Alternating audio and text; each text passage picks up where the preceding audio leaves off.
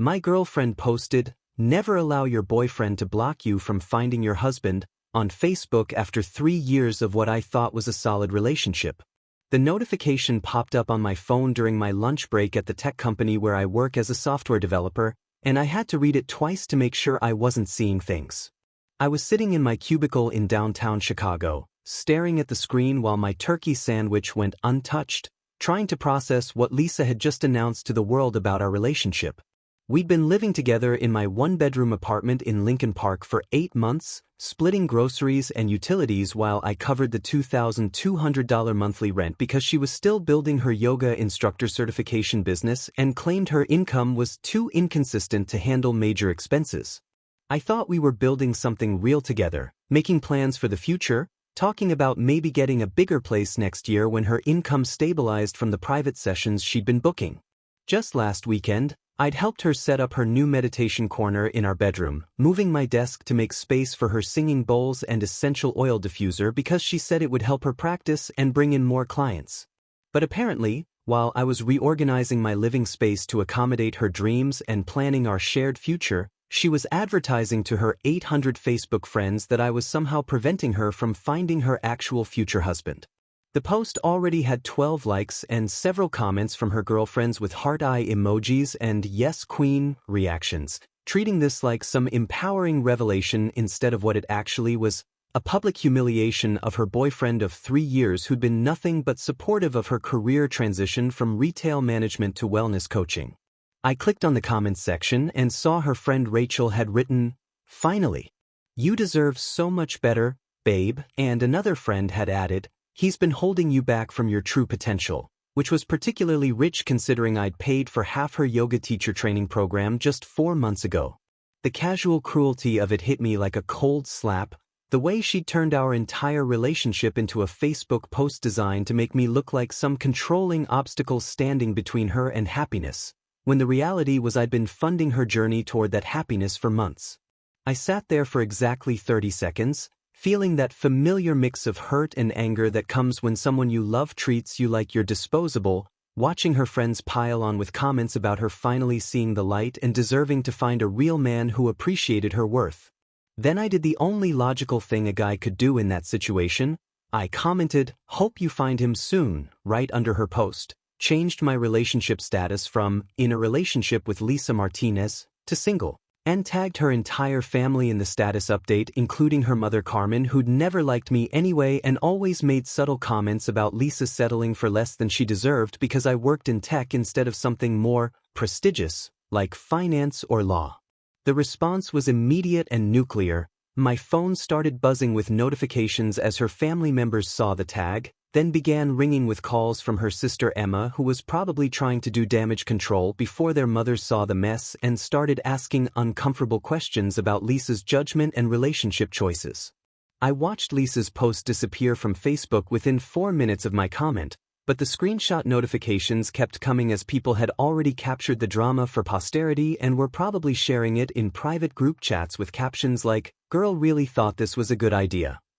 Her phone must have been exploding with calls and texts from family members demanding to know what was happening, why she was publicly embarrassing herself and her boyfriend, and what exactly she meant by that cryptic post about finding a husband while she was supposedly building a life with me in our shared apartment. I turned my phone to silent mode, finished my sandwich with the first genuine appetite I'd had in weeks, and started mentally preparing for the confrontation that would inevitably be waiting for me when I got home from work that evening, knowing that Lisa would be furious about the family tags but completely unable to explain why her own post wasn't equally inappropriate and hurtful. I arrived home to find Lisa sitting on my couch in our shared downtown Chicago loft, mascara streaked down her cheeks and phone clutched in her hand like a weapon, ready to unleash 3 hours worth of built-up fury about my social media response. "How could you humiliate me like that in front of my entire family?" she screamed before I'd even set my laptop bag down, her voice echoing off the exposed brick walls of the apartment I'd been paying for while she figured out her career path. "You tagged my mother, Connor. My mother who already thinks I make terrible decisions." The irony was absolutely stunning. She was furious about being humiliated by my response to her post that had humiliated me first, like she expected to be able to publicly announce that I was blocking her from finding a husband without any consequences. Maybe you should have thought about that before posting about finding your husband while you're living with your boyfriend, I replied calmly, hanging my jacket in the closet and noting how she'd apparently spent the afternoon crying instead of working on the client consultations she'd claimed were so important for growing her business. The argument escalated quickly from there, with Lisa switching between tears and rage, demanding I delete my comment and change my status back, while I stood there wondering when exactly she'd planned to inform me that she was apparently just marking time until someone better came along. You know what? Fine, I finally said, cutting through her hysterics with the kind of calm tone that had served me well in tense client meetings. If you're looking for a husband and I'm not husband material, then pack your stuff and move out by the end of the month. That's when she dropped the bombshell that made my blood run cold and revealed the true depth of her manipulation. She smiled through her tears with the cruel satisfaction of someone playing a trump card they'd been hiding for months. Actually, Connor, I can't just move out, she said, wiping her eyes and straightening her shoulders like she was about to deliver a business presentation, because I added my name to the lease 6 months ago when you renewed it, so legally I have just as much right to be here as you do. The words hit me like a physical blow, and I felt that sick feeling in my stomach that comes when you realize you've been thoroughly outmaneuvered by someone you trusted completely. I stared at her, processing the implications while she continued with obvious satisfaction. I forged your signature on the lease renewal paperwork and sent it to the building management myself while you were at that work conference in Austin, so technically we're both on the lease now and you can't just kick me out because you're having a tantrum about my social media posts. The revelation that she'd been planning an exit strategy for months while I paid most of our shared expenses sent me into the kind of cold rage that makes you feel completely detached from your own emotions. You forged my signature on legal documents? I asked quietly, my voice deadly calm as I pulled out my phone to check my emails and confirm what she was claiming, finding absolutely no correspondence from our building management about lease changes because she'd intercepted and handled everything without my knowledge. I did what I needed to do to protect myself, she replied with a defiant tilt of her chin, because I knew you'd probably try to control the situation if I asked you directly about adding my name, and I deserve to have some security after supporting you emotionally for 3 years.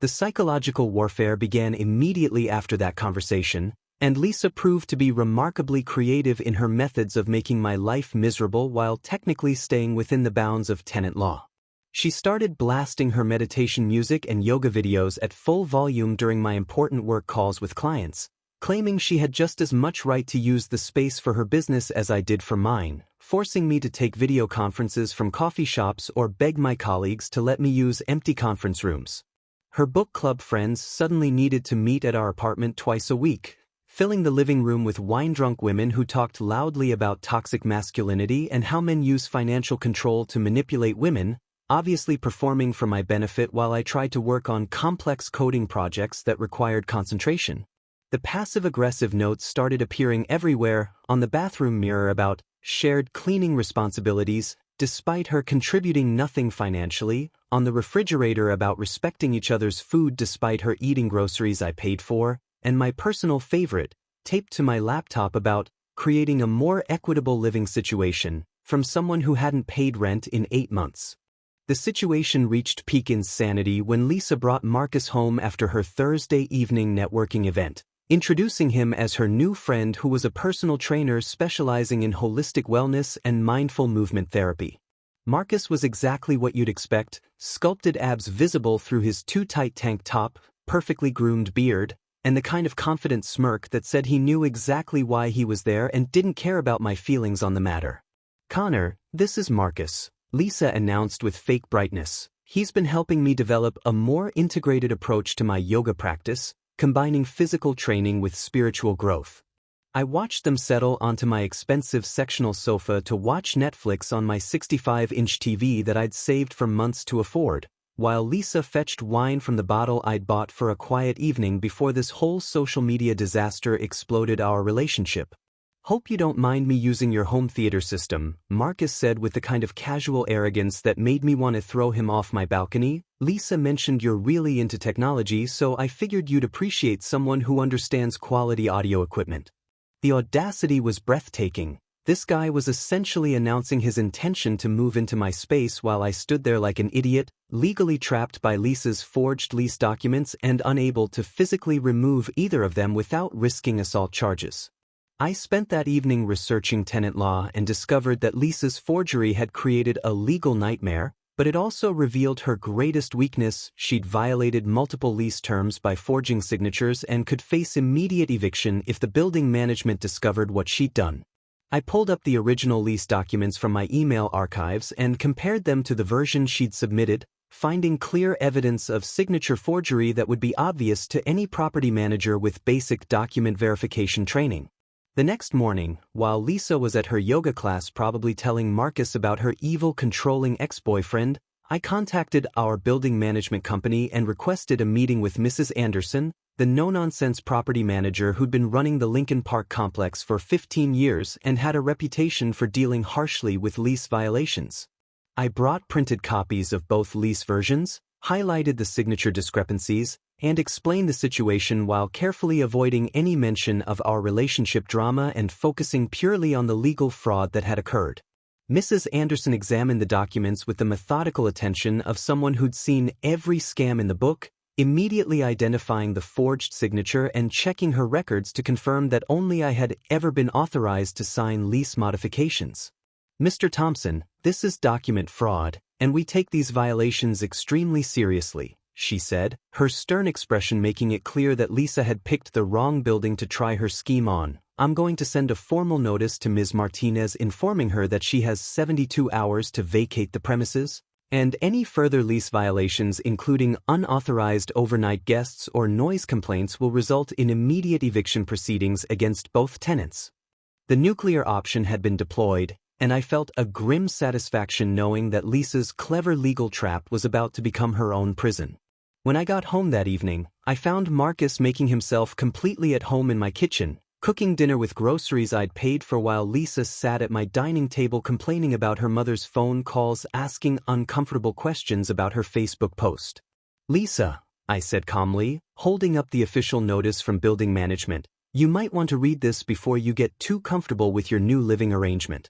The color drained from her face as she read the eviction warning, and I watched Marcus's confident expression falter as he realized he'd walked into a legal minefield instead of a simple romantic triangle. "They can't do this," Lisa stammered. "I'm on the lease now, I have rights." "You forged my signature," I replied quietly, "which makes your lease addition null and void, and Marcus here counts as an unauthorized overnight guest, which violates the building's occupancy rules."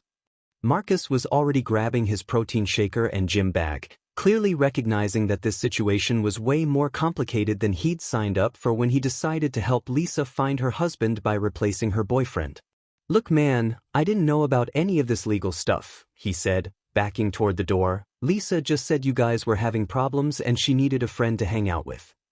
The speed of his retreat was almost comical. One minute he was Mr. Confident personal trainer ready to steal another man's girlfriend. The next he was practically sprinting away from a woman who'd lied to him about her living situation and dragged him into what looked like a potential criminal fraud case. The very next day, Lisa escalated to full-scale psychological warfare by sending me a detailed email claiming ownership of practically everything valuable in my apartment, from my custom-built gaming setup worth $4,500 to my vintage Martin acoustic guitar that had been my grandfather's. After careful consideration of our shared living situation, her email began with the tone of a legal document. "I believe these items represent relationship investments that we purchased together during our partnership, and I expect equitable distribution of assets before my departure."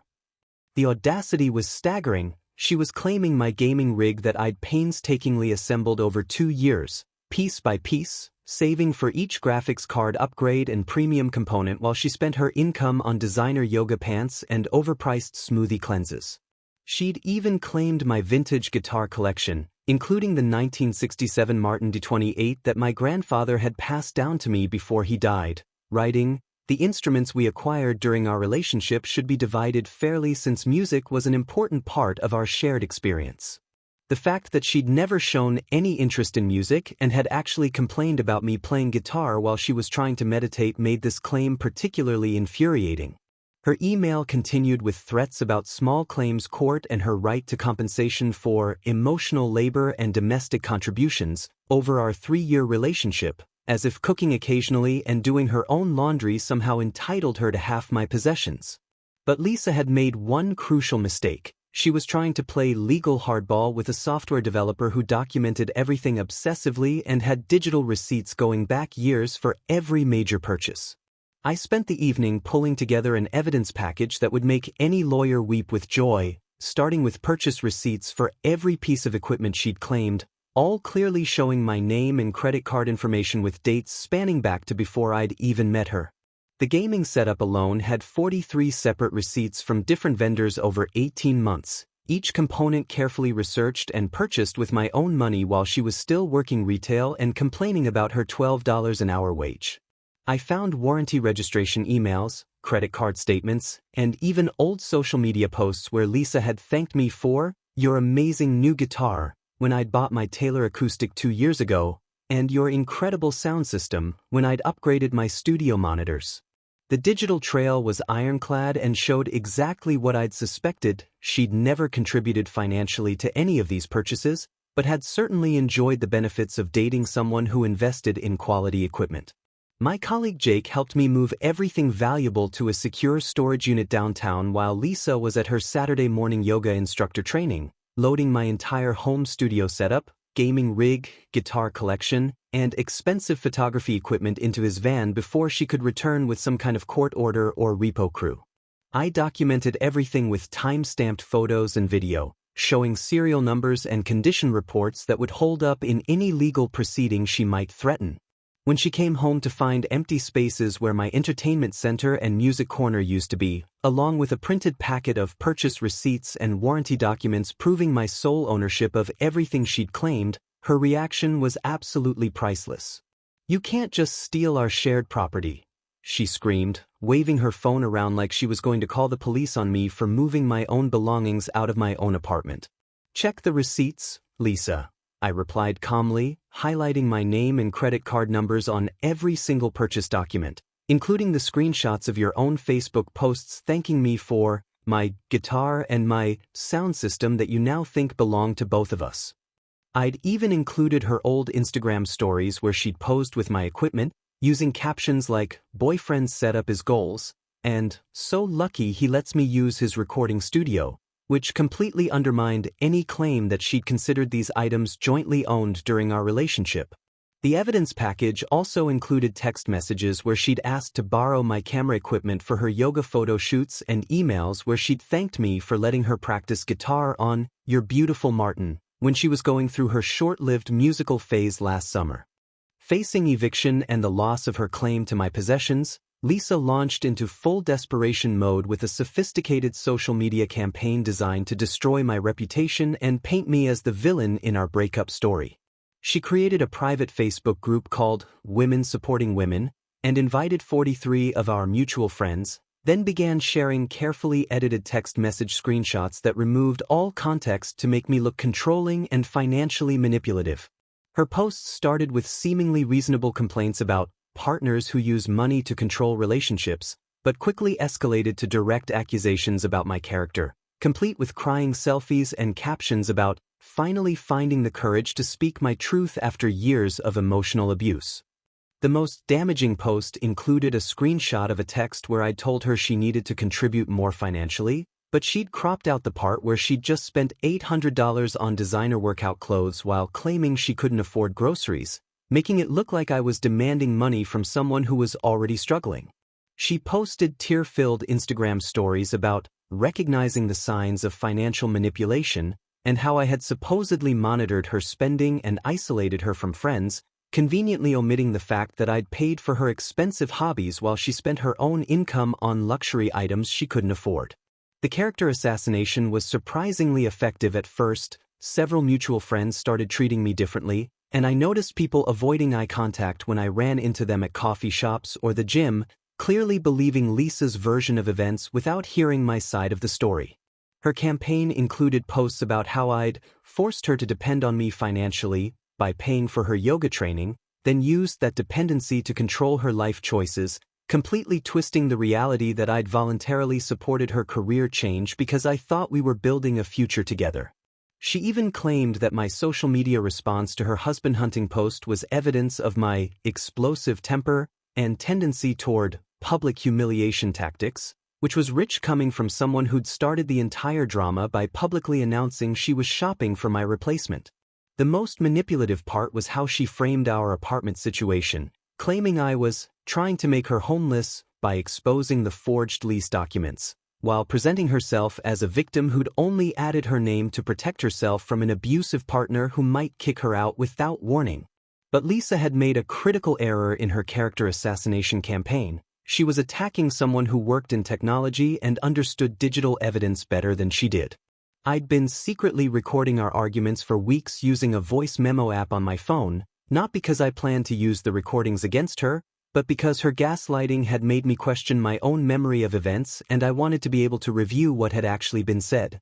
Those recordings captured Lisa admitting to using me financially, laughing about her plan to trade up to someone wealthier, and even bragging to her friends about how easy it was to manipulate nice guys like me who felt guilty about having more money than their girlfriends. I had hours of audio where she discussed her strategy for the lease forgery, her intention to claim ownership of my possessions, and her belief that I was too weak to fight back against her manipulation because I'd been conditioned to avoid conflict in relationships. The recordings also captured her true feelings about our relationship, including a phone conversation with her sister where she'd called me a safe backup plan and discussed her timeline for finding someone more ambitious and financially successful before she turned 30. Rather than engage in a public social media battle that would have made both of us look petty, I compiled all the evidence into a comprehensive package and decided to go directly to the source of Lisa's credibility, the people who knew her best and whose opinions actually mattered to her reputation in our social circle and family. Instead of defending myself publicly against Lisa's social media smear campaign, I took a much more strategic approach by sending a comprehensive evidence package directly to her father, Greg Martinez, a respected CPA who'd always treated me fairly and valued honesty above family loyalty during the 3 years I'd been dating his daughter. Greg was the kind of old-school professional who built his reputation on integrity and had zero tolerance for financial manipulation or document fraud, which made him the perfect person to review the evidence of Lisa's behavior without the emotional bias that might cloud other family members' judgment. The package I sent him was methodical and thorough, including the original and forged lease documents with detailed analysis highlighting the signature discrepancies, complete audio recordings of Lisa admitting to the forgery and discussing her manipulation strategies, and financial records showing the pattern of her using me as a personal ATM while contributing nothing to our shared expenses. I included screenshots of her own social media posts where she'd thanked me for my possessions that she later tried to claim as relationship assets, text message threads where she'd openly discussed using me financially, and most damaging of all, the recorded phone conversation where she'd called me her backup plan and discussed her timeline for trading up to someone wealthier. The cover letter I wrote was professional and factual, avoiding any emotional language or personal attacks while simply presenting the evidence and letting Greg draw his own conclusions about his daughter's character and the lies she'd been spreading about our relationship. "I'm not asking you to take sides in our breakup," I wrote, "but I thought you deserved to know the truth about what really happened, especially since Lisa has been telling people I was financially controlling and emotionally abusive when the evidence clearly shows the opposite was true."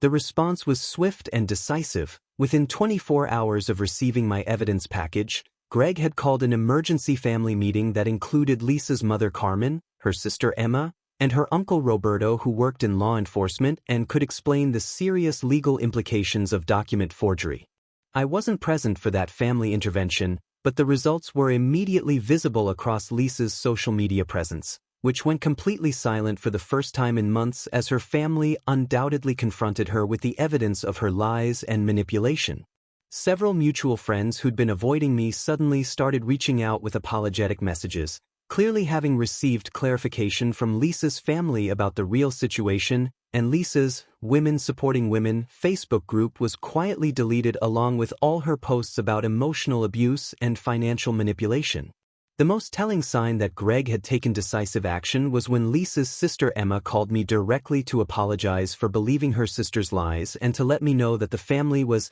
handling the situation internally and that I wouldn't be dealing with any more harassment or false accusations. "My dad is absolutely furious about the lease forgery," Emma told me during that conversation, "and he's making Lisa take full responsibility for her actions, including apologizing to everyone she lied to about you and getting professional help for her manipulative behavior."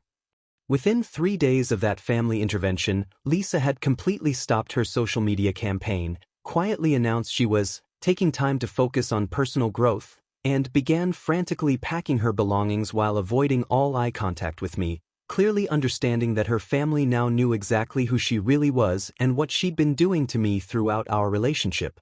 8 months after Lisa moved out in shame and I'd rebuilt my life with a promotion to senior developer, new friendships, and a healthy relationship with Rachel, a brilliant UX designer from my company, I was scrolling through Instagram during my lunch break when I saw Lisa's engagement announcement pop up in my feed. The photo showed her beaming with an enormous diamond ring on her finger, standing next to Marcus, the same personal trainer who'd fled my apartment when he discovered her legal troubles, with a caption announcing their upcoming wedding at the Palmer House Hilton, one of Chicago's most exclusive and expensive venues. The post was dripping with luxury lifestyle imagery, featuring photos of champagne tastings, venue tours, and designer dress fittings, clearly designed to project an image of wealth and success that seemed impossible given what I knew about both their financial situations. I knew Lisa was still working part-time at various yoga studios while trying to rebuild her reputation after her family intervention, and Marcus was a personal trainer at a mid-tier gym whose biggest clients were suburban soccer moms, so the $30,000 plus wedding they were advertising seemed completely beyond their means. My curiosity got the better of me, and a little digging revealed that Lisa had been posting about her family money and how grateful she was that her parents were helping fund their dream wedding, which I knew was complete fiction since her father had cut off all financial support after discovering her manipulation and fraud. The wedding announcement included details about a lavish reception for 200 guests, an open bar with top-shelf liquor, a 7-course dinner prepared by the hotel's award-winning chef, and a live band that charged more per hour than most people made in a month. I remembered the Palmer House from corporate events. Everything there was ridiculously expensive, from the $500 per person dinner minimum to the $10,000 room rental fees, making this wedding easily a $50,000 plus affair that neither Lisa nor Marcus could possibly afford on their actual incomes. 2 weeks before the wedding, I happened to run into Lisa's former coworker Jessica at a coffee shop near my office, and she filled me in on details that made the whole situation even more bizarre and concerning. "Lisa's been telling everyone that her family is loaded and they're paying for everything," Jessica said, "but she's also been maxing out credit cards and taking out personal loans to cover expenses that her family money supposedly can't handle, and Marcus has no idea about any of it." The pattern was disturbingly familiar. Lisa was using the same manipulation tactics she'd used on me, convincing Marcus that she had family wealth to back up their expensive lifestyle while secretly going into massive debt to maintain the illusion. Jessica mentioned that Lisa had been bragging about how she'd learned from her mistakes with me and found someone who appreciated her worth and wouldn't try to control her spending, which was rich considering she was financing their entire relationship through credit card fraud and predatory loans. On the morning of the wedding, I was working from home when I received an anonymous tip through my work email with detailed information about Lisa's financial situation, including screenshots of maxed-out credit cards, loan applications, and bank statements showing negative balances across multiple accounts. The anonymous source had clearly done their homework, providing evidence that Lisa owed over $85,000 in credit card debt and high-interest personal loans, all taken out in the past 6 months to fund wedding expenses and maintain her fake wealthy lifestyle for Marcus. I stared at this information for several minutes, debating whether to act on it, when I remembered Lisa's original Facebook post that started this whole mess, her declaration that I was blocking her from finding her husband. The irony was perfect. She'd found her husband, but she was about to destroy him financially with the same manipulative behavior that had ended our relationship.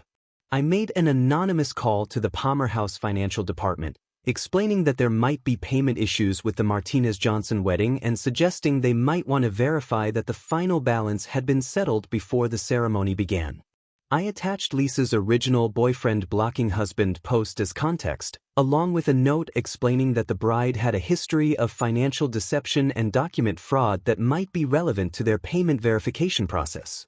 3 hours later, my phone exploded with notifications as wedding guests began posting confused and dramatic stories about the ceremony being interrupted by hotel management demanding immediate payment of the outstanding $15,000 balance before the reception could proceed. The Instagram stories were absolutely priceless. Videos of Lisa in her $3,000 designer wedding dress crying hysterically as Marcus discovered the truth about her debts, her lies about family money, and her history of using men as financial resources while the entire wedding party watched in stunned silence. Marcus called off the wedding right there in the hotel lobby, screaming about being lied to and manipulated while 150 guests stood around in their formal attire watching Lisa's perfect facade crumble in the most public way possible, and I watched every moment of it unfold through social media from the comfort of my apartment, feeling nothing but satisfied vindication that karma had finally caught up with someone who thought she could treat people like disposable ATMs. The door, Lisa just said. You guys were having problems and she needed a friend to hang out with. The speed of his retreat was almost comical. 1 minute he was Mr. Confident personal trainer ready to steal another man's girlfriend. The next he was practically sprinting away from a woman who'd lied to him about her living situation and dragged him into what looked like a potential criminal fraud case.